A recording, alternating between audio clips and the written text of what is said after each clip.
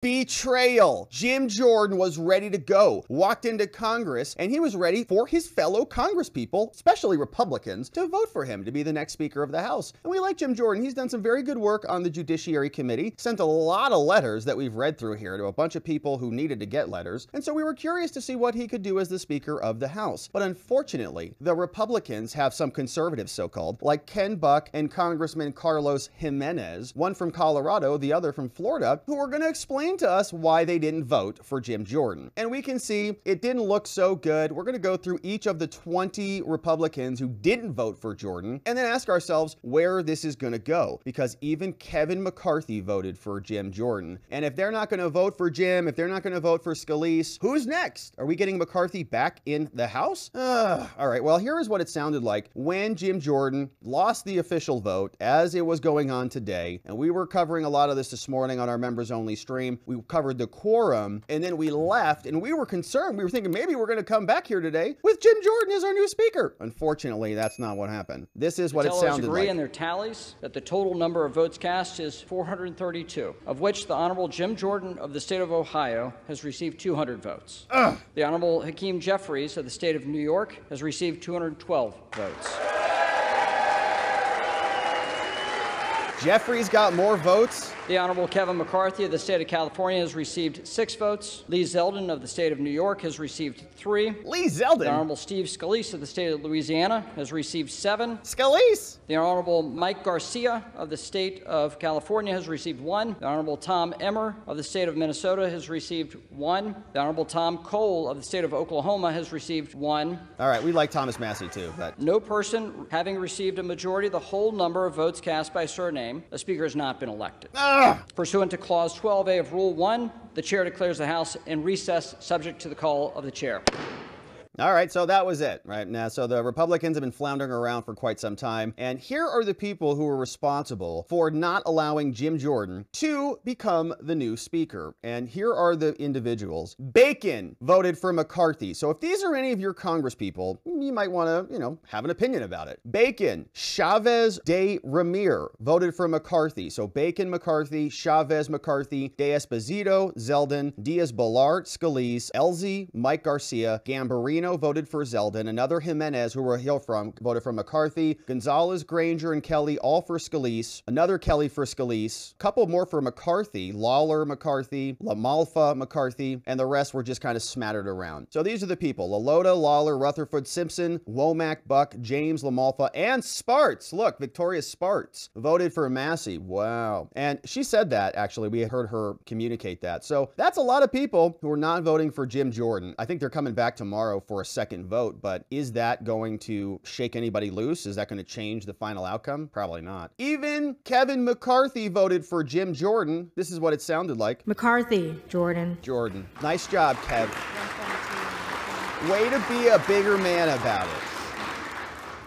McCall, Jordan. McLean, Jordan. McClellan. All right, so the rest of them voted, and obviously we know how it turned out. But McCarthy voted for Jim Jordan like a good Republican, and here are the people who did not, okay? Here is Ken Buck. He's from Colorado, and man, we've been really irritated with him for quite some time here, and communicated that he was going to be a problem. Let me back up. When Kevin was in power, we had some pretty good momentum going, didn't we? We had the impeachment proceedings happening. We had the oversight committee that was just steamrolling ahead. I mean, we had letters here that we were reading like at least once or twice a week from the oversight committee. Boom, boom, boom, boom. We had Biden impeachment inquiry hearing. Like, it didn't, wasn't that great, but it was pretty good. And they were, supposed to be on that path for quite some time. Like, we were on the on-ramp towards some progress. And then, everything got deviated, and you can have your opinion on that. But now we're here, and my concern from the very beginning was this guy, Ken Buck. And what is he going to be doing to get his vote? Because he was the loudest voice back during the McCarthy era of a person to say that the Biden impeachment stuff should not happen, right? He was complaining about Republicans criticizing the DOJ. We can't call them illegitimate or the Department of Injustice, or we can't threaten to defund Special Counsel Jack Smith. How dare we, right? That's like his #1 issue. And so now if he's going to be this teeter-totter tiebreaker vote one way or the other, who is promising him what in order to get him to flip? And that's where I get concerned. Is he going to say, all right, I'll vote for you, but you got to drop defund Jack Smith stuff, or I'll vote for you, Jim Jordan, but you got to stop the impeachment inquiry stuff, okay? Leave Joe Biden out of it and just focus on Hunter or something, right? We don't know what happens behind these closed doors. That's why we get so sick when they are behind closed doors. I had a nice 30, 40-minute conversation with Jim last night. It is not personal. I have a lot of respect for Jim, and we both have sort of risen in the conservative movement and share many of the values of the conservative movement. I think that what Jim Jordan needs to do is to stop talking about defunding the Department of Justice. Right. We pride ourselves on being a party of the rule of law. You can't defund the Department of Justice or defund a special counsel's office in the Department of Justice.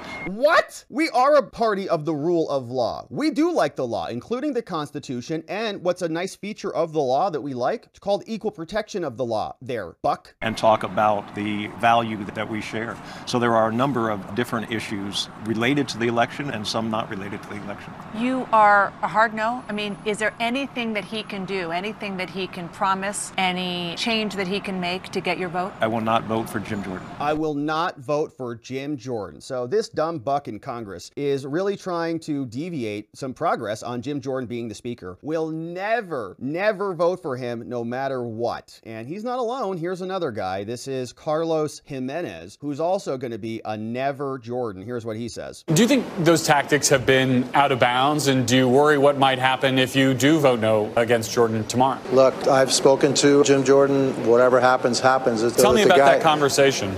You don't use the kind of tactics against your own members, and then you start to, spread lies and misinformation. He denied that he's doing it. I'll take him at his word. But those are his followers. He said he asked his followers not to do that anymore, yet they continue to do that. So here are your followers not heeding your call, Speaker designee. And so at this point, I just can't. I can't vote for Jim Jordan. I'll vote for Kevin McCarthy, and then we'll see where the chips fall. Look, the numbers initially were like 50-9 in favor. I think a lot of them had fallen off. I think some of them have succumbed to pressure. Maybe this pressure campaign is working on some. I'll tell you what, it'll never work on me. My committees, you can put me in the basement. I'm committed to my vote, and no matter what you do, that's the way I'm going to vote. All right, we have another one from him, and I think that they're going to put Kev back in power, aren't they? The framing of one of the other holdouts who flipped their vote, Ann Wagner, who had told us on Friday she was a hell no on Jim Jordan, put out a statement today in which she says there's too much at stake to hand over control of the House to radical liberal Democrats, which is why we must elect a conservative as the next speaker. Do you agree with that framing, that essentially at this point it's Jim Jordan or handing the reins over to Democrats? Last I heard, there's about 220 conservative Republicans here in the House. Jim Jordan doesn't have a stranglehold on that title. I'm a conservative Republican. I'm not asking for the post. I'm one, and I know many, many others are conservative Republicans. So it's not Jim Jordan or bust. There's still a heck of a lot of good people here on this side that we have to take a look at, and I think we need to come to a consensus candidate. Now, it could be that Jim Jordan becomes the Speaker of the House. I'll congratulate him, and I'll go on my way, and then let's see what happens. But at this point, I don't think so. I think that we can find somebody else inside the conference, our conference, not a Democrat, that has true conservative principles that will guide the entire conference, and not one wing or another wing, but the entire, somebody who can unify us all. And that's what I'm looking for. They're going to bring back Kev. There isn't anybody else. And by the way, Kev barely got it done anyways, right? We have the Republican Party is so fractured. If it's not Scalise, if it's not Jordan, who's it going to be? Carlos Gimenez. Do you want to be Speaker, Carlos? Do you have Speaker envy, my friend? So it's going to be, I think, McCarthy again. I mean, honestly, I don't know what else they're going to do. They're going to put him back up. It's going to be just a joke. Here's McCarthy talking about it and explaining why it's the Democrats' fault. And even Congress, I think Fox gives it back to him a little bit in this one. McCarthy. Let's listen to Kevin McCarthy here. Now we have rules. We don't have to be stuck on the floor. The interesting part of why we're here, every single Democrat voted to stop one branch of government. They created this mess with 8. Is that a fire alarm in the background? Where the hell is Jamal Bowman? Anybody have eyes on him? I don't know what that noise is. Republicans. Every single Democrat did that.